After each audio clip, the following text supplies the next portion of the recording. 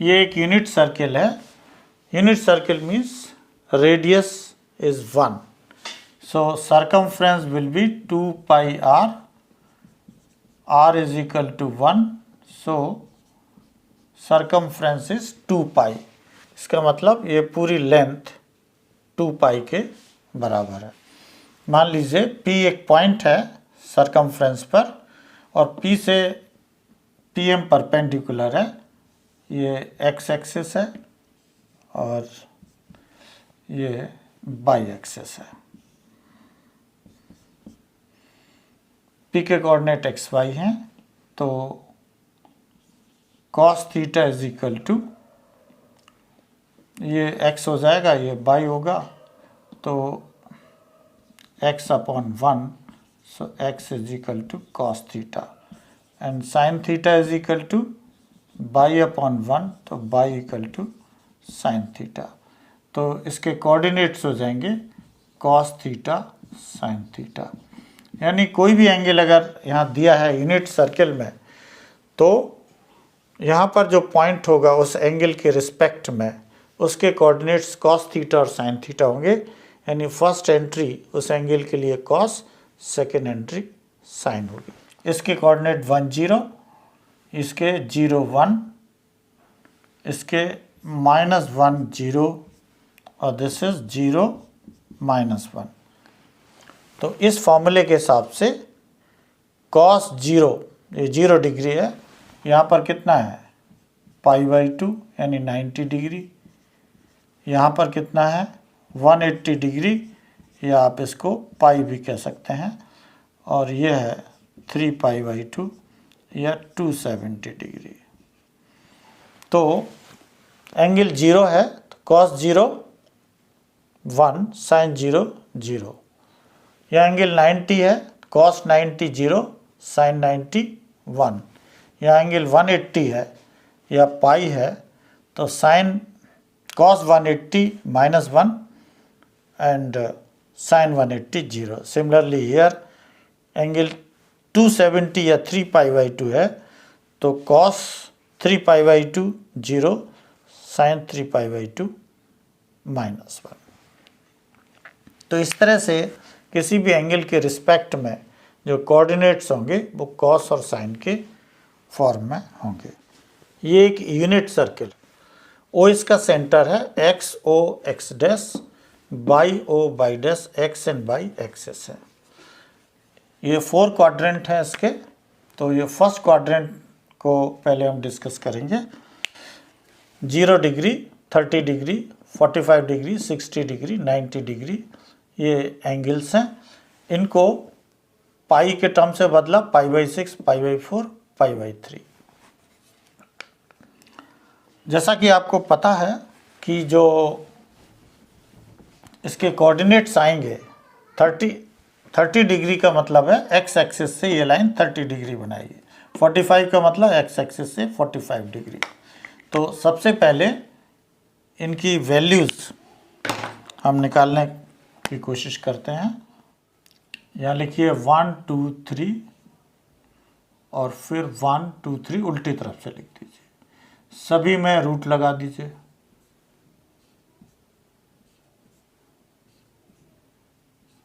सभी को 2 से डिवाइड कर दीजिए.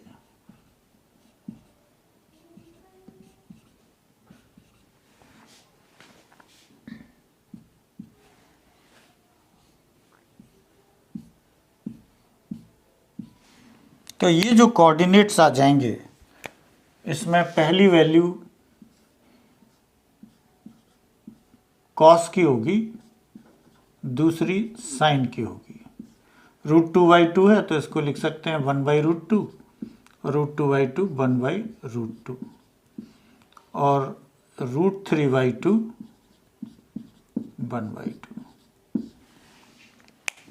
ये 30 डिग्री, 45 डिग्री, 60 डिग्री या π/6, π/4, π/3 में फर्स्ट वैल्यू cos की है, सेकंड sin की है. यानी for 30 degree cos 30 √3/2, sin 30 half. cos 45 1/√2, sin 45 1/√2, cos 60 1/2 and sine 60 √3/2। ये सारी वैल्यूज़ अब हम पूरे इसमें किस तरह से लिखेंगे, इसकी एक ट्रिक है, उसको समझ लीजिए। अब सेकंड क्वाड्रेंट की तरफ आइए। यहाँ पर आप लिख दीजिए, ये जो डिनोमिनेटर में वैल्यूज़ हैं 3, 4, 6, यही वैल्यूज़ आएंगी। तो 3 और न्यूमरेटर में क्या है, पाई है, π/3। फिर 4 है डिनोमिनेटर में, तो 4 आएगा π/4। और फिर 6 है तो π/6। अब क्या करना है, जो डिनोमिनेटर में वैल्यूज़ है उससे एक एक कम करके ऊपर लिख दीजिए। जैसे 3 है तो ये कर दीजिए 2, 4 है तो ये हो जाएगा 3, 6 है तो ये हो जाएगा 5। तो ये जो एंगल्स हैं क्या आएंगे, π/3 होता है 60 डिग्री, तो ये कहलाएगा 120 डिग्री। π/4 होता है 45 × 3, तो ये कहलाएगा 135 डिग्री। π/6 मीन्स 30 × 5, तो ये कहलाएगा 150 डिग्री। इसी तरह से बाकी वैल्यूज़ भी हम लिख रहे हैं। ध्यान ये रखना है, डिनोमिनेटर में 3, 4, 6 हर जगह आएगा और बाई एक्सिस से शुरू होगा। यहाँ देखो बाई एक्सिस से 3, 4, 6, यहाँ भी बाई एक्सिस से 3, 4, 6, तो यहाँ भी बाई एक्सिस से शुरू होगा 3, 4, 6। डिनोमिनेटर में 3 है, न्यूमरेटर में सभी में पाई। अब डिनोमिनेटर में जो वैल्यू है उसमें एक ऐड करके ऊपर लिख देंगे 4, 5π/6, 7π/6। तो ये जो एंगल होगा वो होगा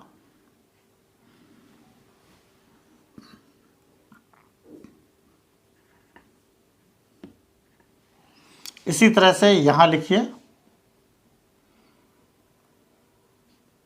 3 से स्टार्ट करेंगे डिनोमिनेटर में, 3, 4, 6, 3,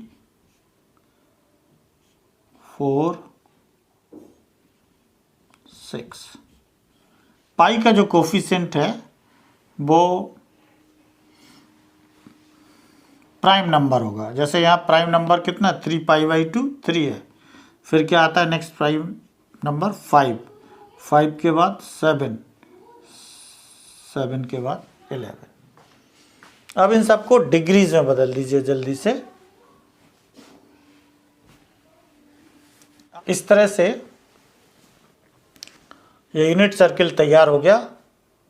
रेडियंस में भी एंगल आ गए, डिग्रीज में आ गए। याद रखने के लिए यहाँ बता दें, यहाँ हमने क्या किया है, न्यूमरेटर में जो नंबर आना है यहाँ पर डिनोमिनेटर से 1 लेस, 3 का 2, 4 का 3, 6 का 5, और यहाँ पर डिनोमिनेटर से 1 मोर, दैट इज 3 का 4, 4 का 5, 6 का 7। और यहाँ पर कौन से नंबर्स हैं, प्राइम नंबर्स। अब ये जो वैल्यूज़ हैं यही वैल्यूज़ इस तरफ आती जाएंगी।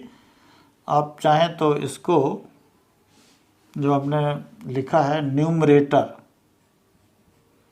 इज इक्वल टू डिनोमिनेटर -1 अंदर रख दें, जिससे कि यहाँ पर भी numerator is equal to denominator +1 और यहाँ पर प्राइम नंबर।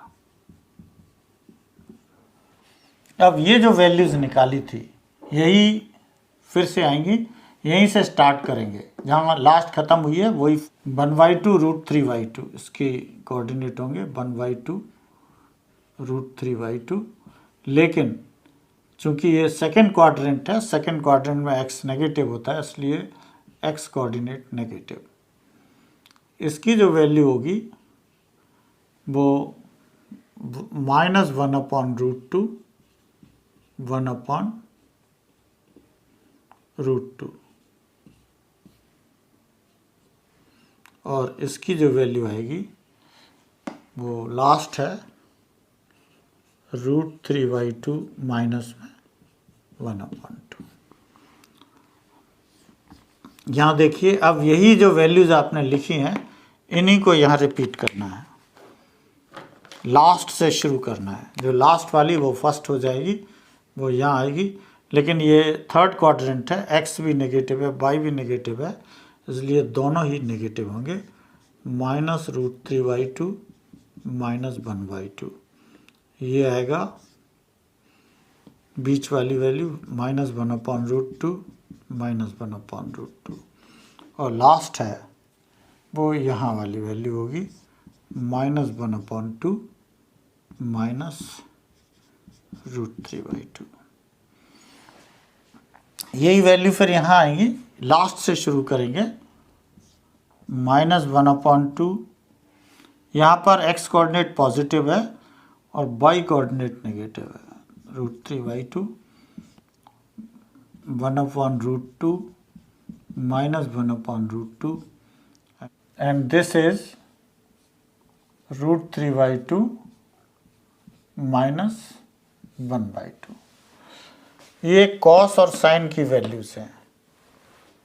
अब अगर आपको tan, cot, sec, cosec निकालना हो तो इसकी हेल्प से आप आसानी से निकाल सकते हैं।